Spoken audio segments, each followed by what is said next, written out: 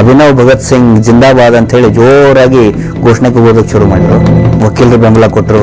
ಆನಂತರ ಸಾಹಿತಿಗಳು ಮಾಸ್ಟರ್ ಹಿರಣ್ಣಯ್ಯನವರು, ಆನಂತರ ನಮ್ಮ ಸುಮತೀಂದ್ರ ನಾಡಿಗರು ಒಂದು ಒಳ್ಳೆ ಕವನನೇ ಬರೆದರು. ಎಲ್ರಿಗೂ ಕೂಡ ನಾನು ಚಿರಋಣಿಯಾಗಿದ್ದೇನೆ. ಪತ್ರಕರ್ತರಾಯಿತು, ಎಲ್ಲರೂ ಭಾಳ ನನಗೆ ಬಂದಿದ್ದರು. ಹೀಗಾಗಿ ಆನಂತರ ನಮ್ಮ ನೆಹರು ಆ್ಯಂಡ್ ದಿವಾಕರ್ ಅವರು ಈಗ ಮುಖ್ಯಮಂತ್ರಿಗಳ ಸಲಹೆಗಾರರಾಗಿದ್ದಾರೆ. ಅವರು ಉಚಿತವಾಗಿ ನನ್ನ ಕೇಸನ್ನು ನಡೆಸ್ಕೊಳ್ಳೋದಕ್ಕೆ ಮುಂದೆ ಬಂದರು. ಎಲ್ಲರೂ ಕೂಡ ಇಷ್ಟೊಂದು ಜನ ಬೆಂಬಲ ಕೊಟ್ಟಿದ್ದಕ್ಕೆ ನನಗೆ ಗಟ್ಟಿಯಾಗಿ ಉಳಿದೆ. ಅಥವಾ ನನ್ನ ಜಾಗದಲ್ಲಿ ಬೇರೆ ಯಾರಾದರೂ ಇದ್ದಿದ್ರೆ ಭಾಳ ಸಮಸ್ಯೆ ಮಾಡ್ಕೊಳ್ತಾ ಇದ್ರು. ಯಾಕಂದರೆ ಎಂಥ ಒಂದು ತದ್ವಿರುದ್ಧವಾದಂಥ ಪರಿಸ್ಥಿತಿ ಅಂದರೆ, ನರೋಣ ಪೊಲೀಸ್ ಸ್ಟೇಷನ್ನಲ್ಲಿ ಮತ್ತು ಯಡ್ರಾಮಿ ಪೊಲೀಸ್ ಸ್ಟೇಷನ್ನಲ್ಲಿ ಒಬ್ಬ ಪೊಲೀಸ್ ಅಧಿಕಾರಿಯಾಗಿ ಕೆಲಸ ಮಾಡ್ತಾವನು. ನಾನು ರಸ್ತೆ ಮೇಲೆ ನಡ್ಕೊಂತು ಅಂತಾರೆ ಎಲ್ಲರೂ ಕೂಡ ಯಾರಾದರೂ ಜೋರಾಗಿ ಸೌಂಡ್ ಹಾಕಿದ್ರೆ ಕಡಿಮೆ ಮಾಡೋರು, ಅಮೀನ್ ಸಾಬ್ ಬರ್ತಾ ಇದ್ದಾನೆ ಅಂತೇಳಿ. ಅಷ್ಟೊಂದು ಹೆದರಿಕೆ ಇತ್ತು. ಅಂದರೆ ಸ್ಟ್ರಿಕ್ಟ್ ಆಗಿ ಇರೋನು. ನನ್ನನ್ನು ಅರೆಸ್ಟ್ ಆದ ನಂತರ ಅದೇ ಜಾಗಕ್ಕೆ ಕೈಗೆ ಮತ್ತು ಕಾಲಿಗೆ ಬೇಡಿ ಹಾಕಿ ಅದೇ ದಾರಿಯಲ್ಲಿ ನಡೆಸ್ಕೊಂಡು ಹೋಗಿದ್ದಾರೆ. ನನ್ನ ಮನಸ್ಸು ಹೇಗಾಗಿರ್ಬೋದು. ಯಾವ ಜನರು ನನ್ನ ಕಂಡ್ರೆ ಒಂದು ಭಯ ಭಕ್ತಿಯಿಂದ ನೋಡ್ತಾ ಇದ್ರು, ಪೊಲೀಸ್ ಆಫೀಸರ್ ಅಂತ ನೋಡ್ತಾ ಇದ್ರು. ಅದೇ ಪೊಲೀಸ್ ಸ್ಟೇಷನ್ಗೆ ಅಲ್ಲಿನೇ ಹೋಗಿ ನಂದು ಪಂಚನಾಮ ಮಾಡಿದ್ರು ಅಪರಾಧಿ ಅಂತೇಳಿ. ಯಾರೂ ಈ ಎದುರಿಸ್ತೇ ಇರುವಂಥ ಪರಿಸ್ಥಿತಿಗಳನ್ನು ಎದುರಿಸ್ಕೊಂಡು ಬಂದಿದ್ದೇನೆ. ಜೈಲಿಗೆ ಹೋದರೆ ನೋಡಿ ಎಂಥ ವಿಚಿತ್ರ. ಜೈಲಿಗೆ ಹೋದರೆ ಎಲ್ಲರೂ ಕೂಡ ಕ್ರಿಮಿನಲ್ ಹೆಂಗೆ ಜೈಲಿಗೆ ಹಾಕ್ತಾರಲ್ಲ, ನಾನು ಜೈಲಿಗೆ ಹೋದರೆ ಅಲ್ಲಿರೋ ಕೈದಿಗಳೆಲ್ಲ ನಾನು ರಿಸೀವ್ ಮಾಡ್ಕೊಳ್ಳೋದಕ್ಕೆ ಒಂದು ದೊಡ್ಡದೊಂದು ಸಂಘಾನೆ ಮಾಡ್ಕೊಂಡಿದ್ರು.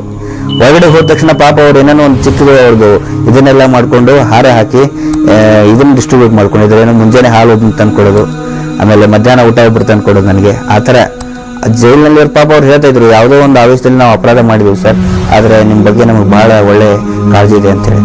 ಹೀಗಾಗಿ ನನಗೆ ಜೈಲಿನ ಎಷ್ಟೋ ಜನ ಕೈದಿಗಳು ಈಗ ಸ್ಟ್ರೈಕ್ ನಡೀತಾ ಇದೆ, ಅವ್ರ ಪರವಾಗಿದ್ದೀನಿ ನಾನು. ಪಾಪ ಎಷ್ಟೋ ಜನ ಕೈದಿಗಳು ನನ್ನ ಬಗ್ಗೆ ಒಳ್ಳೆ ಭಾವನೆ ತೋರಿಸಿದ್ದಾರೆ. ಅವರು ಕೂಡ ಬೇಗ ಬಿಡುಗಡೆ ಆಗಲಿ ಅಂತ ಹೇಳಿ ನಂದು ಒಂದು ಮನಸ್ಸಿದೆ. ಮೊನ್ನೆ ಉಮೇಶ್ ಕತ್ತಿ ಅವ್ರಿಗೆ ನಾನು ಭೇಟಿಯಾಗಿ ಯಾರು ರಿಫಾರ್ಮೇಷನ್ ಆಗಿದ್ದಾರೆ ಅವ್ರನ್ನ ಆದಷ್ಟು ಬೇಗ ಹೊರಗಡೆ ಕಳಿಸ್ಕೊಡಿ ಅಂತ ಕೂಡ ನಾನು ಕೇಳ್ಕೊಂಡಿದ್ದೇನೆ. ಬಿಡುಗಡೆ ಆದ ನಂತರ ಆಳಂದ ನೋಡಿ ಪರಿಸ್ಥಿತಿ ಹೆಂಗಿದೆ. ನಂದು ಪ್ರಾರಂಭ ಮಾಡಿದ್ದು ಆಳಂದ ಸರ್ವಿಸು, ನಂದು ಸರ್ವಿಸ್ ಮುಕ್ತಾಯ ಆಗಿದ್ದು ಕೂಡ ಆಳಂದ ಅಂದರೆ ನರೋಣ, ಅಲ್ಲಿ ಮುಕ್ತಾಯ ಆಗಿದ್ದು. ನಾನು ಜೈಲಿಂದ ಹೊರಗಡೆ ಬಂದು ಮೇಲೆ ಮತ್ತು ಅದೇ ಪ್ರದೇಶಕ್ಕೆ ಹೋದೆ. ನಾನೇನು ಮುಜುಗರ ಮಾಡ್ಕೊಳ್ಳಿಲ್ಲ, ನಾಚಿಕೆ ಪಟ್ಕೊಳ್ಳಿಲ್ಲ. ನನ್ನ ಕೈಗೆ ಬೇಡಿ ಹಾಕಿಸ್ಕೊಂಡೆ ಆಫೀಸರ್ ಇದ್ದವನು, ನಾನು ಜೈಲಿಗೆ ಹೋಗಿ ಬಂದೆ ಅಂತ. ಮತ್ತು ಬಿಡುಗಡೆ ಆದ ತಕ್ಷಣ ಆ ಪ್ರದೇಶಕ್ಕೆ ಹೋದೆ, ನರೋಣಕ್ಕೆ ಹೋದೆ. ಆಳಂದಕ್ಕೆ ಹೋದರೆ ಸಾವಿರಾರು ಜನ ಬಂದಿದ್ದರು. ಅವ್ರು ಹಾಕಿದ್ದ ನನಗೆ ಶಾಲು ನೋಡಿದ್ರೆ ಆ ಭಾಗದಲ್ಲಿ ಒಂದು ಪದ್ಧತಿ ಇದೆ, ಹಾರದ ಜೊತೆಗೆ ಶಾಲು ಕೂಡ ಹಾಕ್ತಾರೆ. ಹಾಕಿದ ಶಾಲು ಇಡೀ ಒಂದು ದೊಡ್ಡ ಟ್ರಕ್ ತುಂಬುವಷ್ಟು ಇದನ್ನಾಗಿತ್ತು. ಅಷ್ಟೊಂದು ಅಭಿಮಾನ ಜನರಿಗೆ. ಯಾರು ಮಾಡ್ತಾರೆ? ಯಾರಿಗೆ ಅಷ್ಟೊಂದು ಧೈರ್ಯ ಇದೆ? ಇವತ್ತು ಇಡೀ ಕರ್ನಾಟಕದ ಇತಿಹಾಸದಲ್ಲಿ ತಗೊಳ್ಳಿ, ಯಾವ ಜಾಗದಲ್ಲಿ ಕೆಲಸ ಮಾಡಿದ್ನೋ, ಒಂದು ಒಳ್ಳೆ ಹೆಸರು ತಗೊಂಡಿದ್ನೋ, ಒಂದು ರಿವಾರ್ಡ್ ತಗೊಂಡಿದ್ನೋ, ಅದೇ ಜಾಗದಲ್ಲಿ ಒಬ್ಬ ಅಪರಾಧಿಗೆ ಕೈಗೆ ಕಾಲಿಗೆ ಬೇಡಿ ಹಾಕಿಸ್ಕೊಂಡು ಜೈಲಿಗೆ ಹೋಗಿ ಜೈಲಿನಿಂದ ಬಿಡುಗಡೆ ಆದ ನಂತರ ಅದೇ ಪ್ರದೇಶಕ್ಕೆ ಬಂದು ಇಡೀ ಜನರ ಜೊತೆಗೆ ಬೆರೆತ್ಕೊಂಡು ಅವ್ರ ಜೊತೆಗೆ ಸನ್ಮಾನ ಮಾಡಿಸ್ಕೊಂಡಂಥ ಉದಾಹರಣೆ ಇಡೀ ಕರ್ನಾಟಕದಲ್ಲಿ ಎಲ್ಲಿದೆ? ಅಂದರೆ ಎಲ್ಲವನ್ನೂ ಕೂಡ ಈ ಒಂದಿಷ್ಟು ವಯಸ್ಸಿನಲ್ಲಿ ನಾನು ನೋಡ್ಬಿಟ್ಟೆ. ಎಷ್ಟೊಂದು 2, 3, 4 ವಯಸ್ಸಿನಲ್ಲಿ ಜೈಲಿಗೆ ಹೋದೆ, ಪೊಲೀಸ್ ಆಫೀಸರ್ ಅದೇ, ಕೈಗೆ ಕಾಲಿಗೆ ಬೇಡಿ ಹಾಕಿಸ್ಕೊಂಡೆ, ಇಡೀ ಊರು ಸುತ್ತಾಡಿದೆ. ಅದಾದ ನಂತರ ಮತ್ತೆ ಸಿನಿಮಾದಲ್ಲಿ ಬಂದಿದ್ದೇನೆ. ಈಗ ನಾವು ಮನಸ್ಸಿನಲ್ಲಿ ಯಾವತ್ತಿಗೂ ಕೂಡ ನೆನೆಸ್ಕೊಂಡಿಲ್ಲ. ನಾವು ಉತ್ತರ ಕರ್ನಾಟಕದವ್ರಿಗೆ ಸಿನಿಮಾ ನೋಡಿ ಗೊತ್ತು ಹೊರತು ನಾವು ಕೂಡ ಸಿನಿಮಾದವ್ರಿಗೆ ಮಾಡ್ಬೋದು ಅಂತ ನಮ್ಮ ಮನಸ್ಸಿನೊಳಗೆ ಯಾವತ್ತಿಗೂ ಬರೋದಿಲ್ಲ. ಯಾಕಂದರೆ ಅಷ್ಟೊಂದು ಹಿಂದುಳಿದವ್ರು ನಾವು. ನನಗೇನು ಪಶ್ಚಾತ್ತಾಪ ಇಲ್ಲ. ನಮ್ಮ ತಂದೆ ಈಗೂ ಕೂಡ ಹೇಳ್ತಾ ಇದ್ದಾರೆ, ಇಷ್ಟೊತ್ತಿಗಿದ್ರೆ ಸರ್ಕಲ್ ಇನ್ಸ್ಪೆಕ್ಟರ್ ಆಗ್ತಿದ್ದೆ ಅಂತ ಹೇಳಿ. ಆದರೆ ನನಗೇನು ಪಶ್ಚಾತ್ತಾಪ ಇಲ್ಲ, ಯಾವುದೇ ಪಶ್ಚಾತ್ತಾಪ ಇಲ್ಲ.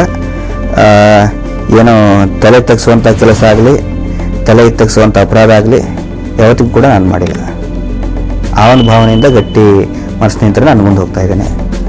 ಈಗ ಮದುವೆ ಆಗಿದೆ, ಒಬ್ಬ 1.5 ವರ್ಷದ ಮಗಳಿದ್ದಾಳೆ ಸಿಂಧು ಅಂತ. ಸಂಸಾರ ಜೊತೆಗಿದ್ದೇನೆ. ಅದರ ಜೊತೆಗೆ ನಾನು ಕೂಡ ರಾಜಕೀಯ ಸಂಘರ್ಷದಲ್ಲಿ ಕೂಡ ಇದ್ದೇನೆ.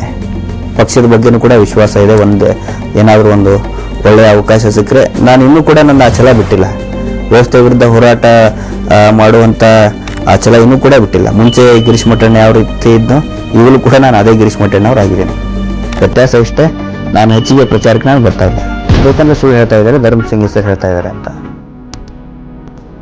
ಇಲ್ಲ ಸರ್, ನಾನು ರೂಲ್ ಕಾನೂನಲ್ಲಿ ಏನಿದೆ ಅದೇ ಮಾಡಿದ್ದೇನೆ ಅಂತ. ಇಲ್ಲ, ಅವ್ರು ಭಾಳ ಸಿಟ್ಟಾಗಿದ್ದಾರೆ. IGP ಅಂತ ನಮಗೆ ಆದೇಶ ಇದೆ. ನಾಳೆ ಧರ್ಮ ಸಿಂಗ್ ಅವರು ಕ್ಷೇತ್ರಕ್ಕೆ ಬರ್ತಾರೆ, ಇಲ್ಲಿ ವಿಸಿಟಿಗೆ ಬಂದಾಗ ನೀವು ಅವ್ರಿಗೆ ಸಾರಿ ಕೇಳಬೇಕು, ಕಾಲು ಹಿಡಿದು ತಪ್ಪಾಯಿತು ಅಂತ ನೀನು ಕೇಳಬೇಕು ಅಂತ. ನಾನು ಆಗಲ್ಲ ಸರ್, ಇಲ್ಲಾಂದ್ರೆ ನಿಮ್ಗೆ ಟ್ರಾನ್ಸ್ಫರ್ ಮಾಡ್ತಾರೆ. ಆಯ್ತು ಸರ್ ಮಾಡಿ ಅಂತ. ಮರುದಿನ ಬಂತು, ಧರ್ಮಸಿಂಗ್ ಅವ್ರದ್ದು ಆ ಕ್ಷೇತ್ರದಲ್ಲಿ ವಿಸಿಟ್ ಇತ್ತು. ವಿಸಿಟ್ ಇದ್ದಾಗ ನಮ್ಮ ಸೀನಿಯರ್ ಆಫೀಸರು ಮತ್ತೆ ಅವ್ರ ಜೀಪಲ್ಲಿ ನನ್ನ ಕರೆಸ್ಕೊಂಡು, ಇಲ್ಲ ಇಲ್ಲೇ ಬಂದಿದ್ದಾರೆ, ನಾನು ವೆಹಿಕಲಲ್ಲೇ ತಡಿತೇನೆ, ನೀನು ಅವ್ರ ಹತ್ರ ಹೋಗಿ ಕಾಲು ಬಿದ್ದು ಕ್ಷಮೆ ಕೇಳ್ಬಿಡು ಅಂತ. ನಾನು ಆಗಲ್ಲ ಅಂತ ಹೇಳಿ. ಯಾಕಂತ ಹೇಳಿದ್ರೆ ನಾನು ಯಾರಿಗೆ ಅರೆಸ್ಟ್ ಮಾಡಿದ್ದೇನೆ, ಅವನು ಅರೆಸ್ಟ್ ಮಾಡಿದ್ದಕ್ಕೆ ಸುತ್ತಮುತ್ತಲಿರೋ ಊರಿನ ಹಳ್ಳಿ ಜನ ಎಲ್ಲರೂ ಕೂಡ ಅವತ್ತು ಖುಷಿ ಪಟ್ಟಿದ್ದಾರೆ, ಹಾಲು ಕುಡಿದಿದ್ದಾರೆ. ಅಂಥ ಒಬ್ಬ ಕ್ರಿಮಿನಲ್ ನಾನು ಅರೆಸ್ಟ್ ಮಾಡಿದ್ದೇನೆ. ಅವನು ಅರೆಸ್ಟ್ ಮಾಡಿದ್ದಕ್ಕೆ ನಾನು ಕಾಲು ಬಿಡಕ್ಕೆ ನಾನು ತಯಾರಿಲ್ಲ. ಆನಂತರ ಧರ್ಮಸಿಂಗ್ ಅವ್ರು ಬಂದರು, ಹೋದರು.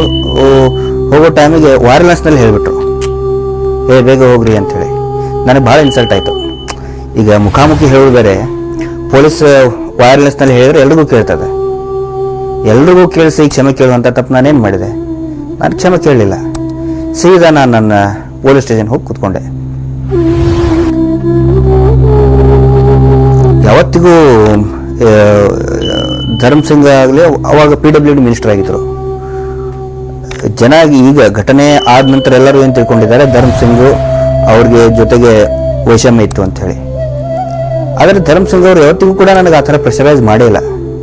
ಯಾಕೆ ಅವರು ಪುಡಾರಿ ಸಲುವಾಗಿ ಇವರು ಆಫೀಸರ್ಸ್ ಅವ್ರ ಜೊತೆಗೆ ನಮ್ಮ ಸೀನಿಯರ್ ಆಫೀಸರ್ಸು ಆ ಪುಡಾರಿಗಳ ಜೊತೆಗೆ ಆ ಏಜೆಂಟ್ಗಳ ಜೊತೆಗೆ ಮಿಂಗಲ್ ಆಗಿ ನನ್ನ ಮೇಲೆ ಇಷ್ಟೊಂದು ಪ್ರೆಷರ್ ಮಾಡ್ತಾ ಇದ್ದಾರೆ ಅಂತ ಹೇಳಿ ರಾತ್ರಿಯೆಲ್ಲ ಭಾಳ ತಲೆ ಕೆಡಿಸ್ಕೊಂಡೆ. ಮರುದಿನ ಸಾಯಂಕಾಲ ಆದೇಶ ಹೊರಬಿತ್ತು. ವಾಕಿ ಅಂದರೆ ಸಬ್ ಇನ್ಸ್ಪೆಕ್ಟರ್ ಯಡ್ರಾಮಿಗೆ ಟ್ರಾನ್ಸ್ಫರ್ ಆಗಿದೆ, ನರೋಣ ಸ್ಟೇಷನ್ಗೆ ಹೊರಡಬೇಕು ಅಂತ ಆಯಿತು. ನಾನೆಲ್ಲ ರೆಡಿ ಮಾಡ್ಕೋತಾ ಇದ್ದೆ. ಚಾರ್ಜ್ ಹ್ಯಾಂಡ್ ಓವರ್ ಮಾಡಬೇಕಲ್ಲ, ಚಾರ್ಜ್ ಹ್ಯಾಂಡ್ ಓವರ್ ಮಾಡಬೇಕು. ಅಷ್ಟೊತ್ತಿಗೆ ಎಲ್ಲ ರೆಡಿ ಮಾಡಿಕೊಂಡ್ರೆ ಸಾಯಂಕಾಲ 7 ಗಂಟೆ ಆಗಿತ್ತು. ಇನ್ನೇನು ಚಾರ್ಜ್ ಹ್ಯಾಂಡ್ ಓವರ್ ಮಾಡಬೇಕು ಅಂದ ತಕ್ಷಣವೇ ಒಂದು ದೊಡ್ಡದು ಆಕ್ಸಿಡೆಂಟ್ ಆಯಿತು. ನನ್ನ ಜ್ಯೂರಿಸ್ಡಿಕ್ಷನಲ್ಲೇ ಪೊಲೀಸ್ ಸ್ಟೇಷನ್ ನಿಂತರೆ ಒಂದು 1-1.5 ಕಿಲೋಮೀಟರ್ನಲ್ಲಿ ಮೇನ್ ರೋಡಲ್ಲಿ ದೊಡ್ಡದು ಆಕ್ಸಿಡೆಂಟ್. ಒಂದು ಉಸುಕಿನ ಲಾರಿಗೆ ಒಂದು ಟೆಂಪೋ ಡಿಕ್ಕಿ ಹೊಡೆದು 3 ಜನ ಸ್ಪಾಟ್ ಡೆತ್ ಆಗಿದ್ರು ಅಲ್ಲಿ. ಇಮಿಡಿಯೇಟಾಗಿ ನಾನು ಸ್ಪಾಟಿಗೆ ಹೋದೆ. 2 ಜನ ತುಂಬ ಸೀರಿಯಸ್ಸು.